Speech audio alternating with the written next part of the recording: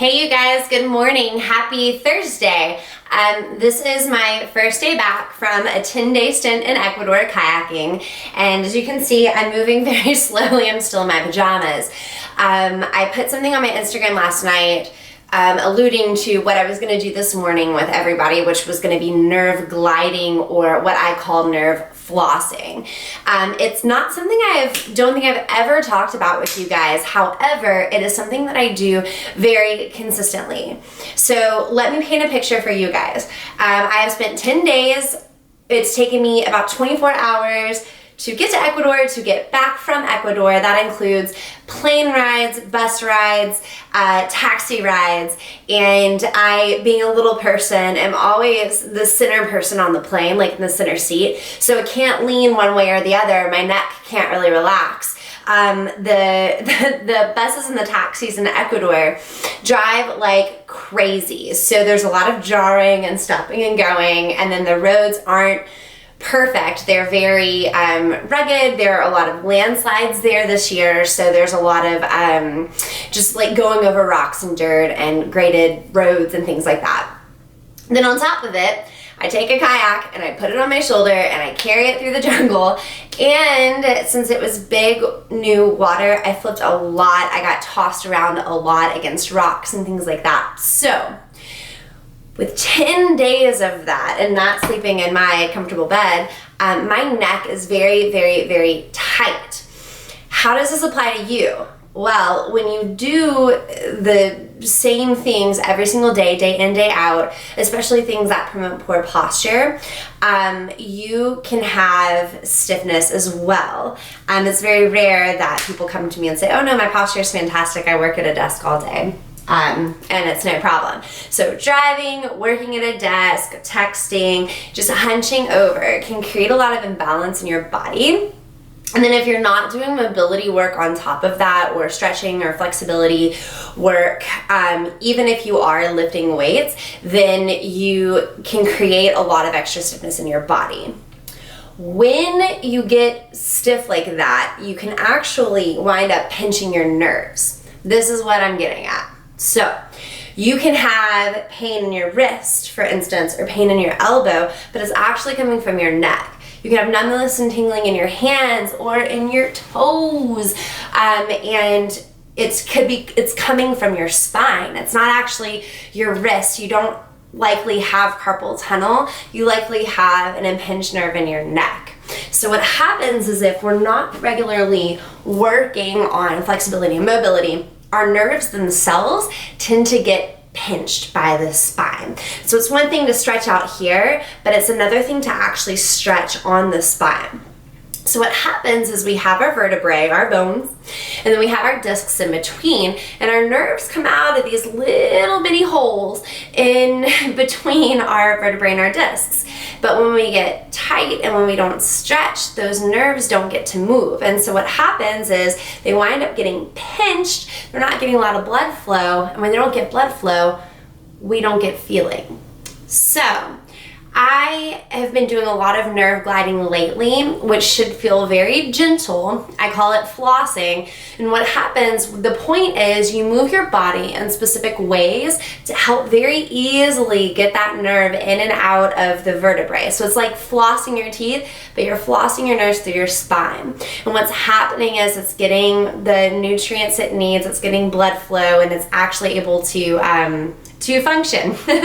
So I'm going to teach you guys some nerve flossing exercises today, because again, it's what I've been doing. When do you want to do this? You can do this as a warm-up. You can do this anytime throughout the day. If you're feeling stiffness, if you're feeling tingling, this is something you want to do consistently, but you don't want to overdo it once. So 5 to 10 times each side. I'm going to do both sides for the sake of time, but I like to focus on one side at a time so I can fully glide that particular nerve.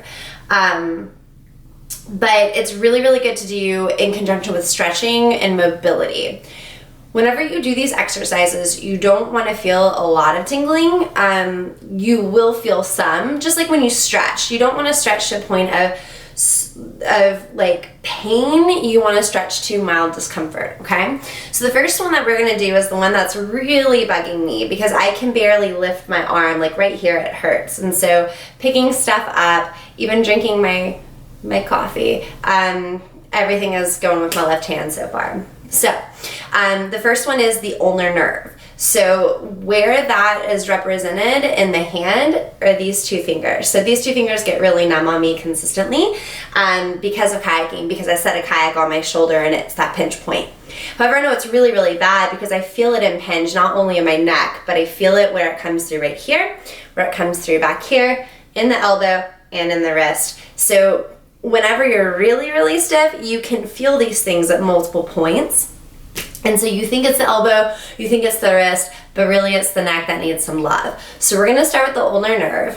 Hands come straight out. You're gonna curl your fingers first, curl the wrist, then the biceps or the elbow. And then keeping the wrist and the fingers curled, you're gonna extend the elbow, extend the wrists, and extend the hands, okay? So this is what it looks like from the side. So curl, curl, curl, elbow stay high. And again, don't go all the way. So like, don't fully make a fist with your hands if you're starting to feel a lot of numbness and tingling. You don't want to overstretch the nerves. But what this is doing is it's taking that particular nerve and it's just helping to floss it at the spine, getting blood flow to all the areas. And the thing is when our nerves get stiff, our nerves are what causes our muscles to move. So if our nerves aren't able to activate like they're supposed to, our muscles aren't able to activate like they're supposed to. So we lose mobility, we lose strength because we're just not able to get those signals from our nerves to cause our muscles to fire, okay? So next will be the radial. The radial are mainly these three, okay? So we're going to bring our elbows out to the side in line with our shoulders. Palms up. You're gonna hold a tray. We're gonna take the tray around and then set it down. And we're gonna pick it up, bring it around, palms up, okay? So again, each of these things you wanna do 5 to 10 times.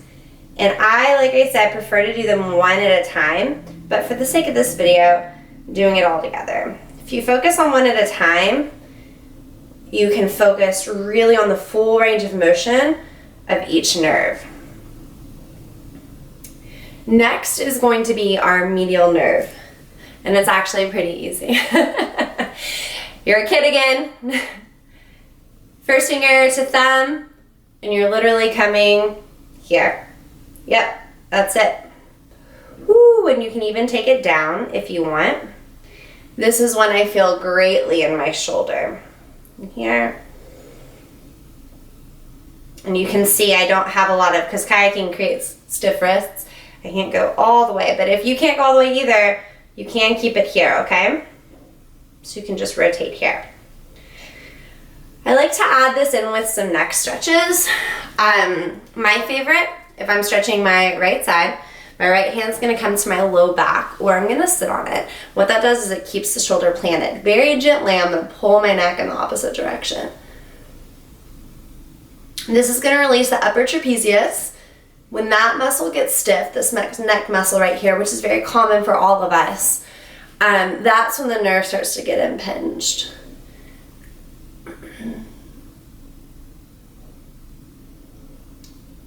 So we're gonna go into 2 more upper body nerve glides or nerve flosses. So again, I'm gonna try to open my right side. So I'm gonna take my head to the left.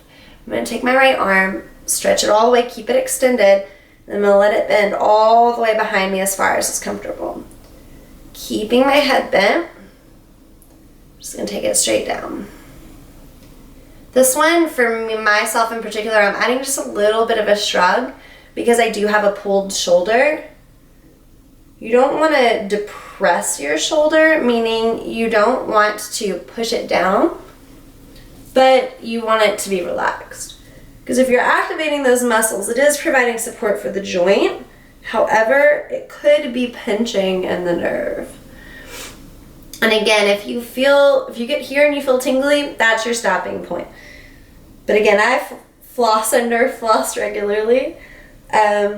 So this is something that I have a pretty good range of motion with. I do focus on mobility and flexibility as much as I focus on strength training. One more is going to be for the shoulder blades. Hands are out. You're going to take your palms behind you, and then you're going to do shoulder circles up and back.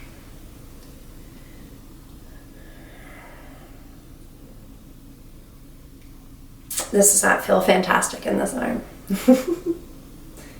All right, we're gonna move on to the lower body. So you have a perineal nerve, and you have your peroneus tendons, your perineal tendons. They're right here. So we tend to have really stiff ankles, okay, which makes it hard to squat. Pistol squat, which we know is one of my favorite things to do. So this is something to help increase that mobility and nerve glide. So all you're gonna do, you're going to flex your ankles, you're gonna turn the soles of your feet together, and then relax, okay? So just a 1, 2, 1, 2. You wanna focus with each nerve glide joint to joint. You're gonna feel it in here. This is also really good if you're a runner. And again, if you focus one at a time, you can get some more better range of motion. The next thing we're gonna do is sciatic. This is gonna be our last thing. There's 2 exercises here. So in your low back, a lot of people, sciatica pain is the most common type of back pain. And what it does is the sciatic nerve in your low back, it's pinched in the spine because you're tight and you're weak and you're stiff, all of the things. And the more that it's impinged, the more damage that's done to it. You feel it go behind your butt, you feel it go down your butt, down the back of your leg, down your calf, all the way into your foot. So you know it's really, really bad in your hands or in your arms whenever you can feel it in your fingers. It's really impinged in the low back if you can feel it all the way in your feet.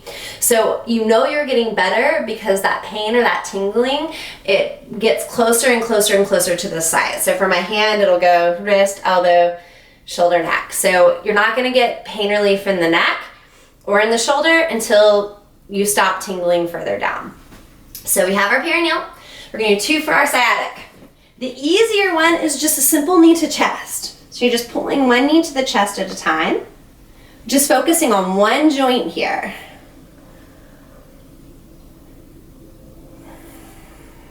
Nice and easy. And the other one, and this is my favorite. So I teach the ulnar nerve one very consistently, and I teach this next one very consistently for the sciatica. You want to, and you can prop your foot up, like you lay on the floor and prop your foot up on the bed or on the couch or whatever. If you have good flexibility, you can hold. The thing is you want to keep the knee straight, okay? Not locked, but straight. But you don't want to come into a full hamstring stretch. So if you're here and you're feeling a really good stretch in your hamstring, you need to bring your foot further down so that way you're not feeling a super stretch in the leg. And all we're doing is you're going to point the ankle and you're going to pull. And if you've got a really pinched back or nerve or really tight back, your foot may start to tingle on the bottom. Little bit of tingling is fine. If it's too much, you want to lower it down. I like to do this with support, so that way these muscles, again, just like in the neck, aren't working. You want everything to be pretty relaxed. So again, I work on this pretty consistently, so I get a pretty good range of motion. For the perineal one too, you can also do that here. That gets the nerve a little more extended.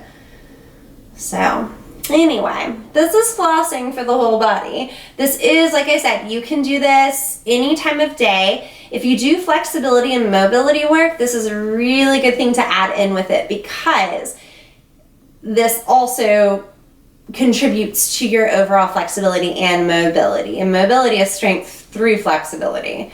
So it's like you could be flexible enough to do a squat, but can you actually put weight with it? That's pretty much mobility versus flexibility. Anyway, if you have any questions about nerve flossing, or if you have particular nerves or particular tingling that you have questions about or want exercises for, just let me know. I'm more than happy to help. But yeah, nerve flossing every day or once a week whatever you want. Just add it in consistently, and I'll see you soon.